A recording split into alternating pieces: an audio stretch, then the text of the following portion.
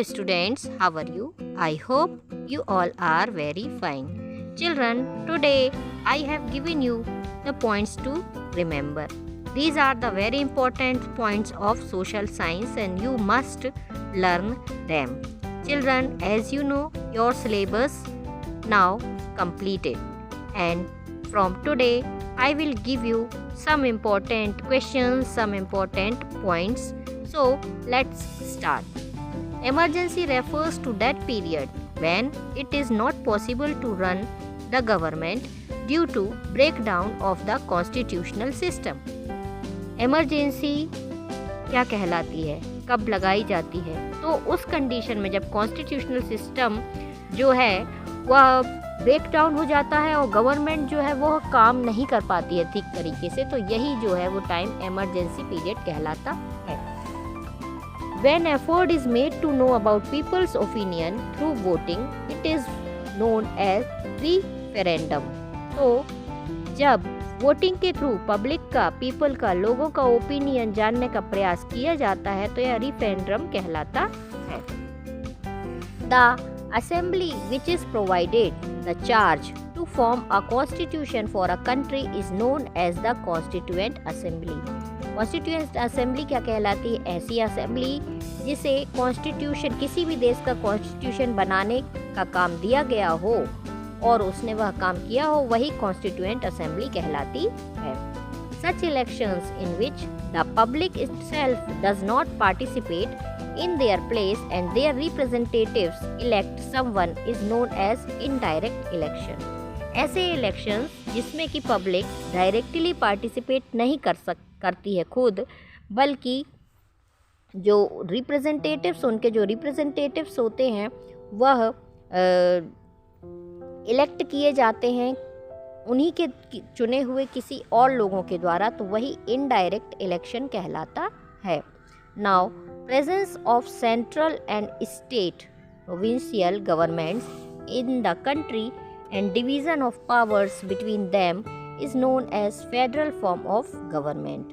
तो ऐसी गवर्नमेंट जिसमें सेंट्रल गवर्नमेंट होती है और उसकी डिविजन्स होते हैं, सेंट्रल गवर्नमेंट होगी, फिर स्टेट गवर्नमेंट होगी और उसके भी लोकल गवर्नमेंट, और जो पावर्स होंगी वो इन सभी के बीच में डिस्ट्रीब्यूट होंगी, तो वो कहलाती है federal form of government. When and rules and law are equally applicable to all, it is known as legal equality. जब नियम और कानून सभी के लिए बराबर हों, सभी के लिए न्याय हो, सभी के लिए, सभी कानून के समक्ष बराबर हों, सभी के ऊपर एक से एक नियम अप्लाई होते हों, तो यह कंडीशन जो है वो लीगल इक्वेलिटी कहलाती है.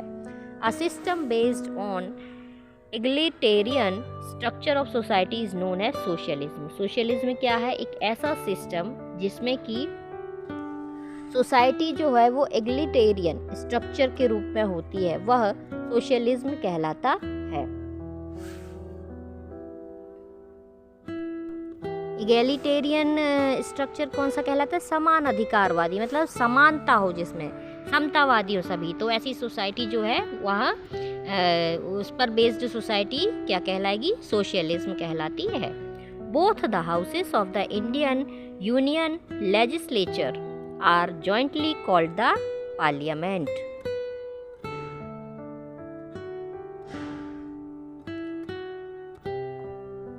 तो जो दो हाउसेस होते हैं, इंडियन यूनियन लेजिस्लेचर, जो कि एक साथ जब काम करते हैं, राज्यसभा, लोकसभा हमारे भारत में, तो वह क्या कहलाता है? पार्लियामेंट कहलाती है.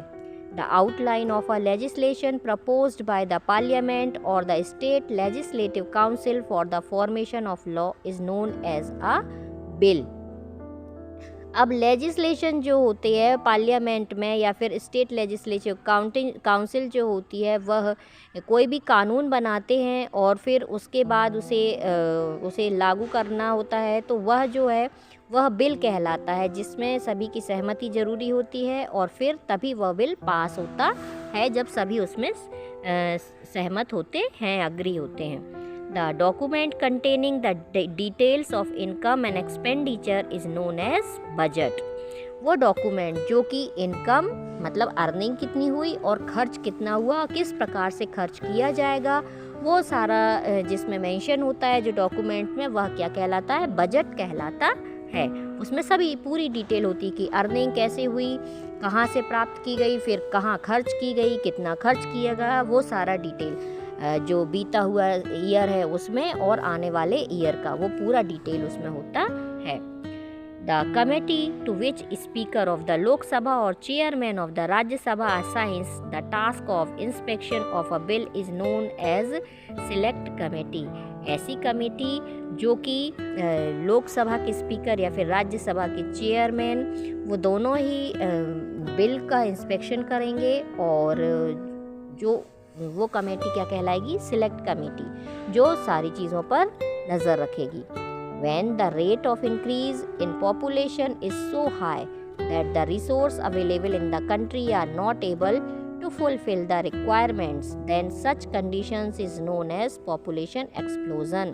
अब population explosion क्या होता है, ऐसी कंडीशन जिसमें कि population का जो रेट है, जो दर है, बहुत तेज़ी से बढ़ जाए, बहुत हाई हो जाए और जो कंट्री में जो अवेलेबल रिसोर्सेस हैं वो उनकी डिमांड्स को, उनकी रिक्वायरमेंट्स को पूरा ना कर पाएँ, तो ऐसी कंडीशन क्या कहलाती है, पॉपुलेशन एक्सप्लोजन कहलाती है। That part of social welfare which is directly measurable with the measuring rod of money is known as economic welfare. अब इकोनॉमिक वेलफेयर क्या होता है, समाज का ऐसा वेलफेयर, ऐसा समाज के बारे में अच्छी बातें करना या उनकी भलाई का काम करना जो कि डायरेक्टली मेज़र किया जा सके मनी के थ्रू डायरेक्टली उसे मेजर किया जा सके कि ये काम भलाई का किया गया है, वह इकोनॉमिक वेलफेयर कहलाता है। आर्थिक रूप से जो भी खर्च किया गया है उसे मेज़र किया जा सके, काउंट किया जा सके, वही इकोनॉमिक वेलफेयर कहलाता है। National income refers to the total value of goods and services finally produced in a country in a particular year jointly by labour, capital and natural resources available in the country. अब national income क्या होती है, national income वह होती है जो कि total जो भी कंट्री में गुड्स और सर्विसेज फाइनली प्रोड्यूस्ड हुई और किसी पर्टिकुलर ईयर में, उसमें लेबर के द्वारा, कैपिटल और नेचुरल रिसोर्सेज जो भी अवेलेबल हैं उनके द्वारा जितनी भी गुड्स और सर्विसेज प्रोवाइड की गई, प्रोड्यूस हुई और उसकी जो अर्निंग होती है, वही जो है वो नेशनल इनकम कहलाती है किसी भी कंट्री की। Human Development Index HDI. Human Development Index is a statistical tool used by the United Nations to measure a country's overall achievement in its social and economic dimensions. अब किसी भी देश में social and economic dimensions में, मतलब social economic directions में, दिशाओं में यूनाइटेड नेशंस जो है वो मेज़र करता है किसी भी देश की ओवरऑल अचीवमेंट को, और वही क्या कहलाता है, ह्यूमन डेवलपमेंट इंडेक्स कहलाता है। यह स्टैटिस्टिकल टूल के फॉर्म में होता है।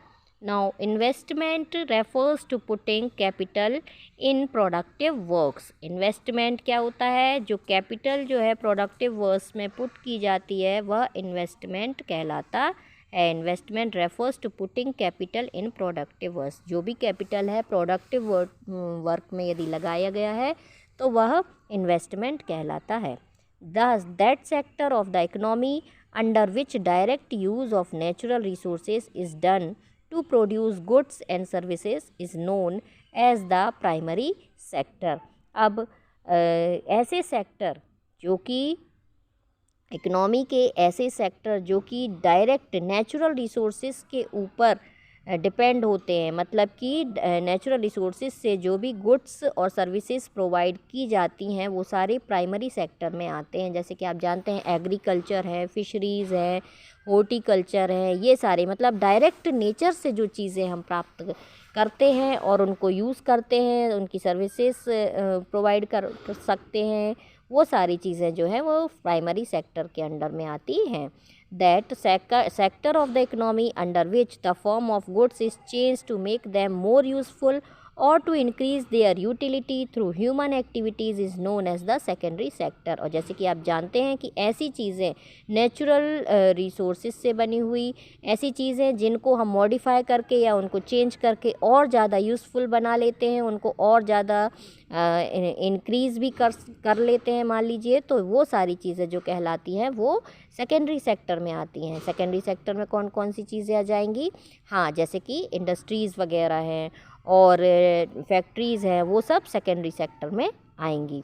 इसके साथ साथ that sector of the economy which extend its contribution in the production process by providing its services is known as the tertiary sector. ऐसा सेक्टर जिसमें कि इकोनॉमी को बढ़ाने के लिए अपना कंट्रीब्यूशन जो भी चीज़ें देंगी प्रोडक्शन प्रोसेस को बढ़ाने के लिए आगे जो भी चीज़ें प्रोवाइड करवाएंगी वो सारी टर्टियरी सेक्टर में आएंगी। जैसे ट्रांसपोर्ट है, बैंकिंग है, ये सारी जो सुविधाएं हैं, ये सारी जो सर्विसेज हैं वो टर्टियरी सेक्टर में आती हैं, जो कि प्राइमरी और सेकेंडरी सेक्टर को एक्सटेंड करने का काम करते हैं। मान लीजिए एग्रीकल्चर है, बहुत सारा सपोज़ वीट हो गया, गेहूं हो गया, अब यदि सड़कें नहीं हैं, वाहन नहीं हैं, तो एक स्थान से दूसरे स्थान पर कैसे पहुंचेगा? तो वो टर्टियरी सेक्टर की हेल्प से पहुंचेगा। तो ऐसे सेक्टर्स जो कि अपना कंट्रीब्यूशन देते हैं प्राइमरी और सेकेंडरी सेक्टर को इंक्रीज़ करने में, वो टर्टियरी सेक्टर कहलाते हैं। For extension of education, tax which is imposed on the amount of tax paid is known as education cess। अब देखिए, एजुकेशन को बढ़ाने के लिए जो भी टैक्स लगाया जाता है वह एजुकेशन सेस कहलाता है। Programs which are made to put the computers to various uses are included under software services. ऐसे प्रोग्राम्स जो कि कंप्यूटर्स के यूज़ के लिए, कंप्यूटर्स को बनाने के लिए या सॉफ्टवेयर सर्विसेज मतलब कंप्यूटर्स के क्षेत्र में जो भी चीज़ें इंक्रीज़ की जाती हैं, जो भी काम किए जाते हैं, वह सॉफ्टवेयर सर्विसेज कहलाती हैं। Consumer awareness refers to making the people aware towards their rights and responsibilities. अब कंज्यूमर अवेयरनेस क्या है? आप जानते ही हैं कि कंज्यूमर अवेयरनेस लोग जो होते हैं वो अपने अधिकारों के प्रति और अपनी रिस्पॉन्सिबिलिटीज़ के प्रति जागरूक रहें, वही कंज्यूमर अवेयरनेस कहलाती है। Agmark is a mark which certifies the quality of agricultural goods. Agmark क्या है? वह एग्रीकल्चरल गुड्स, जो भी जितने भी एग्रीकल्चरल गुड्स हैं उनकी क्वालिटी को सर्टिफाई करता है कि यह चीज़ जो है वो अच्छी तरह से खाने योग्य है। वह मतलब खाने की चीज़ों पर जो लगाया जाता है वो एगमार्क का साइन होता है। एगमार्क यदि सर्टिफाइज है तो चीज़ खाने योग्य है, वस्तु खाने योग्य है। ISI is a mark which certifies the quality of industrial and consumer goods। अब ISI मार्क जो इंडस्ट्रियल गुड्स होते हैं, कंज्यूमर गुड्स होते हैं, उनके ऊपर लगाया जाता है। यदि ISI मार्क सर्टिफाई है कोई भी वस्तु, तो इसका मतलब वह किसी भी तरह से नुकसानदायक नहीं है, उसे यूज़ किया जा सकता है। इंडस्ट्रियल जो कमोडिटी होंगी वो। फिर वूल मार्क किस पर लगाया जाएगा? तो wool mark is a mark which certifies the quality of wool और वूलन गारमेंट्स। वूलन गारमेंट्स के ऊपर वूल मार्क लगाया जाएगा। हॉल मार्क जो है वो गोल्ड ऑर्नामेंट्स के ऊपर लगाया जाता है, तो आपको याद रखना है। Economy which is completely free from governmental interference and control is known as free economy. Free economy क्या होती है? ऐसी इकोनॉमी जो कि गवर्नमेंट के इंटरफियरेंस से कम्प्लीटली फ्री हो, वह फ्री इकोनॉमी कहलाती है। Trade cycle refers to the tendency of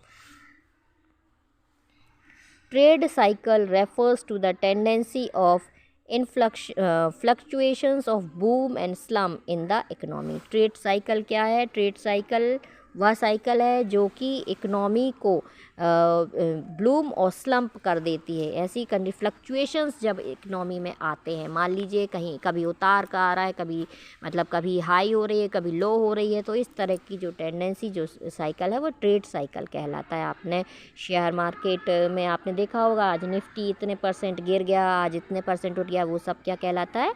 trade cycle. Inflation refers to a continuous rise in the prices of goods and services. Inflation क्या होता है?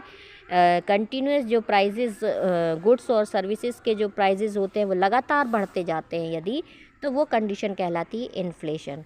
तो चिल्ड्रन, आज की वीडियो मैंने आपको बहुत शॉर्ट में कुछ बेसिक चीज़ें बताई जो कि आप पढ़ चुके हैं। आज मैंने उनको रिवाइज़ करवाया है। नेक्स्ट वीडियो में हम कुछ ऑब्जेक्टिव्स के साथ आएंगे। तब तक के लिए कीप स्टडी वेरी वेल।